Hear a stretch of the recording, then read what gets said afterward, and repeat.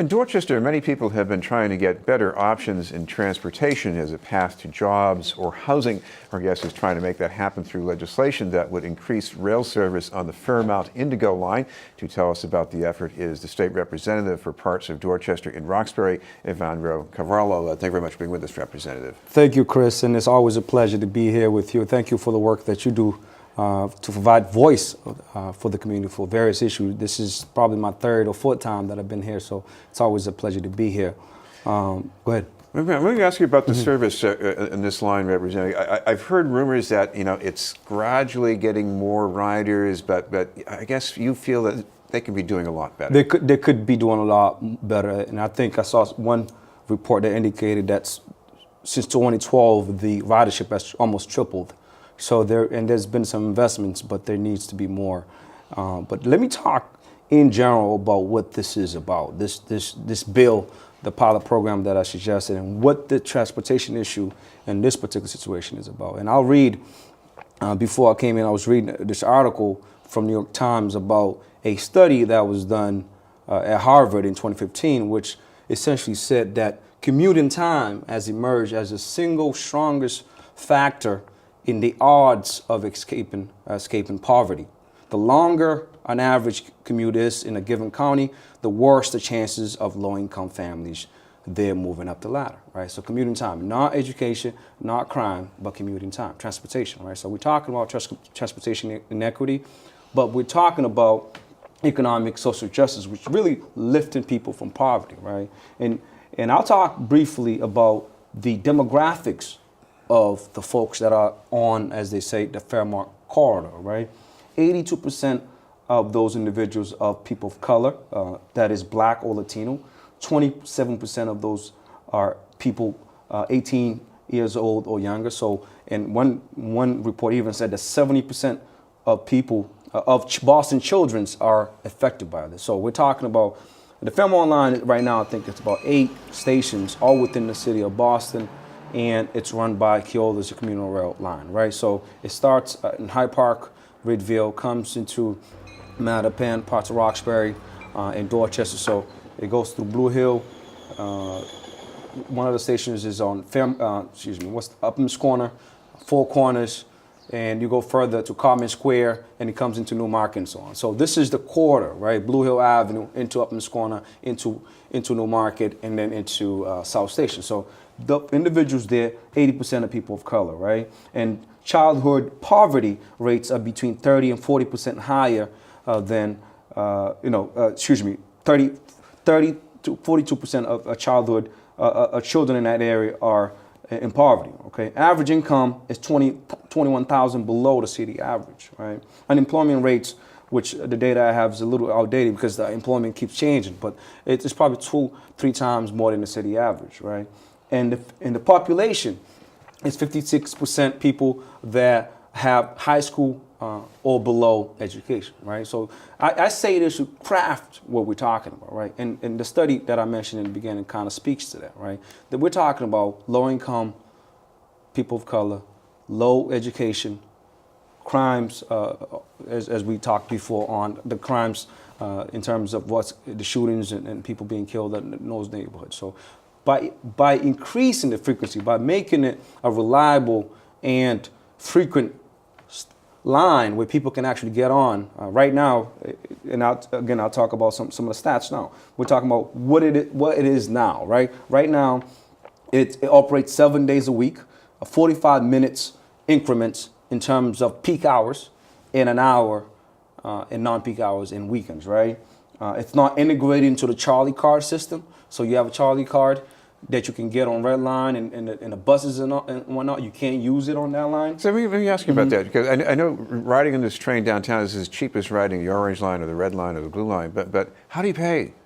So I'm actually, now that you brought that up, I'm tomorrow, and me and a few other folks, a few other electeds in the neighborhood are going to be taking that line to figure out how they do it. I mean, I know it's sort of like any other line. So you get on and you got, the conductor comes in and you got a ticket. So you can use a ticket to get on, but you can't just use your Charlie card, right? And again, tomorrow, a bunch of us, myself, Linda Sinafori, Russell Holmes, Repression, and others, and Dan Cullen and others, we're going to be taking to kind of get a sense of what the service is like. Unlike the MBTA, where I've taken the red line and orange line numerous times, and I'm very familiar with it, we're actually going to try to do a study to figure out what the service levels, actually not what the service level is, but what is that the customer experience. And we know that this line, though we had some recent Globe issues, Globe articles talking about trains being removed for other lines, but we know that this line, in fact, unlike the bus that folks often have to take in that corridor, the buses, the numbers say 75% on-time record, but I think it's probably even lower because the complaints I get from constituents all the time is it's out of control. But the actual the actual communal rail, the Keola's run rail is 94 or 96% now in terms of on-time running.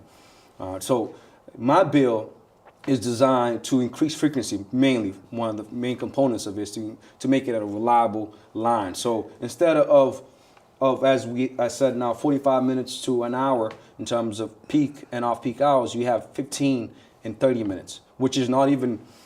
I mean, right now, red line at peak hours is a lot faster than that. So this is a pilot program again for 2 years. So we're trying to just make it more reasonable. 15 minutes, you've missed a train, you can catch the next one in 15 minutes in peak hours. So we want to make sure that that you can use the Charlie card when you get on it, right? Which is another big issue because people usually have that one Charlie card. They want to get in and out. They use the bus and so on. So that's another component of what the bill is supposed to do.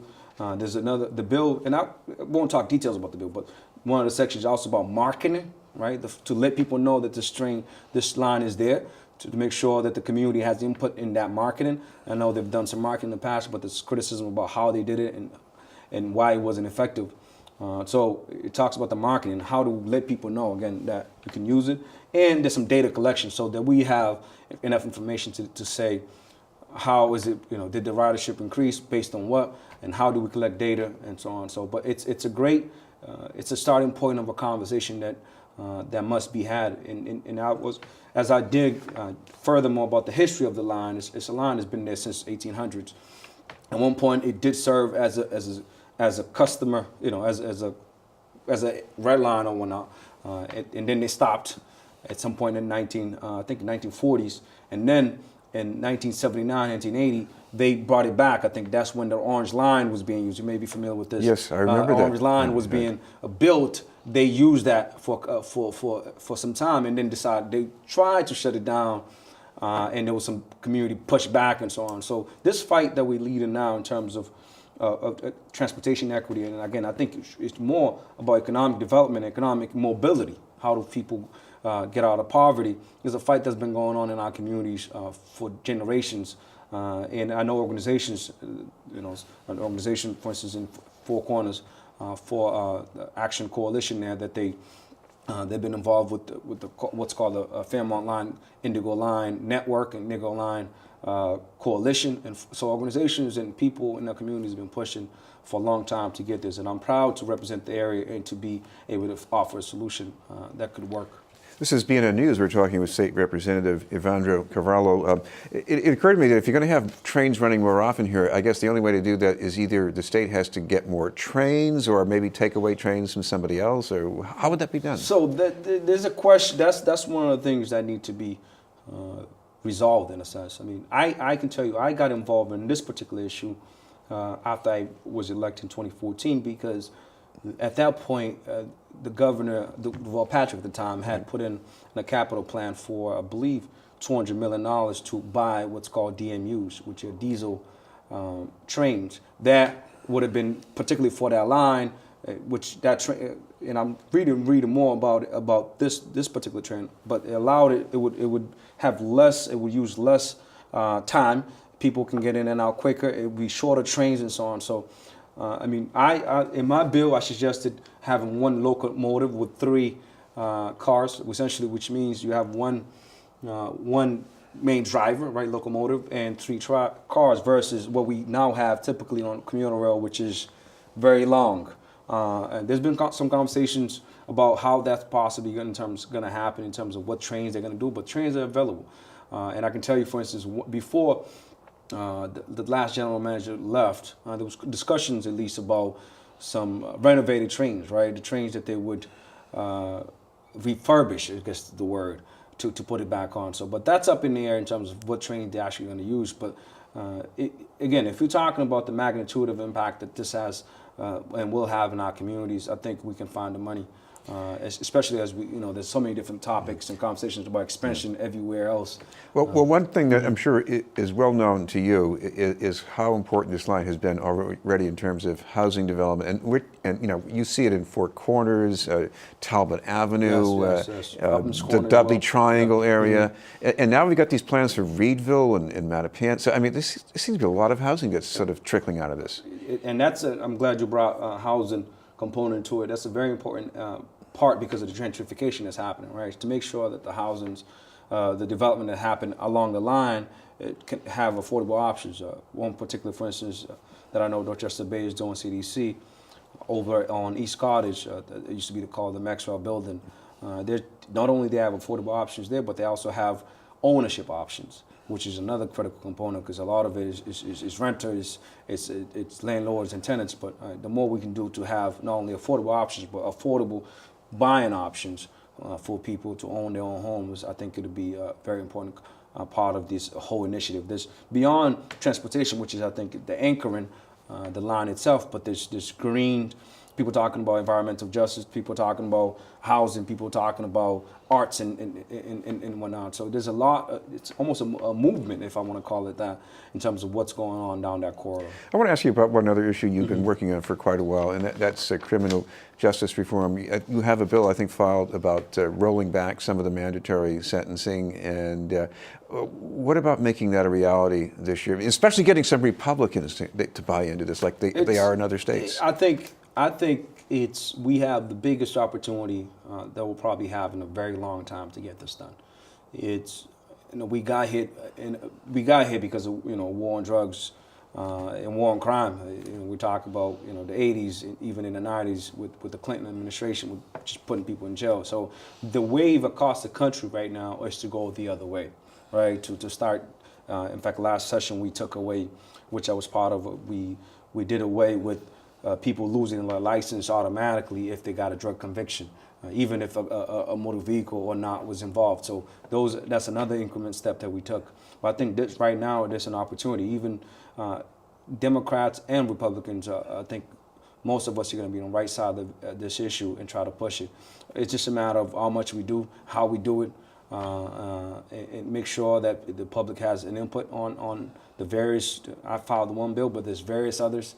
So people have ideas of how to get this accomplished, but I think we are in a critical point in history where right now we're going the other way, and it's going to go the other way. It's just how much the train travels and how far the train travels and how fast, right? So and all that takes time, but I think we're on the right side of the debate.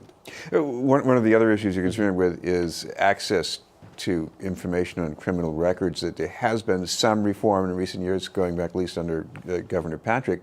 What is the work that still needs to be done? One is, I think companies, and I've heard this from various individuals, especially that work in the field, is that companies are finding a way to bypass with this technology that we have.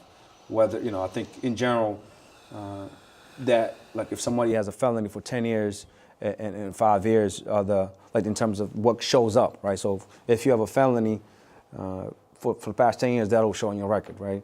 But if it's beyond, in terms of 5 years for misdemeanor. So, but companies are finding ways, and it's not all misdemeanors are showing up, but so companies are finding ways to get to that, right? Technology, everybody, there's an app for everything nowadays, unfortunately. So we have to start to keep up with it. I know, for instance, one of the bills that one of my colleagues filed, Dan Cullinane, which I co-sponsored, is when someone is leaving a facility of correction, that they would get notification, they would get a list of what the rights and responsibilities that they have, right? So that they know ahead of time, because oftentimes you go to a meeting or an application interview, and they're asking questions that they shouldn't be asking, right? Maybe they're asking about, and it's not They can ask you about non-convictions, right? Technically, they shouldn't be asking about non-convictions. So people need to know their rights. Essentially, that's what I'm saying, and we have to find more ways so people to have access to information to get this done. Thank you very much for being with us. Always a pleasure, Chris, and keep up the good work. Okay, State Representative Evandro Carvalho. In a moment, a new report on a shortage of workers in human services.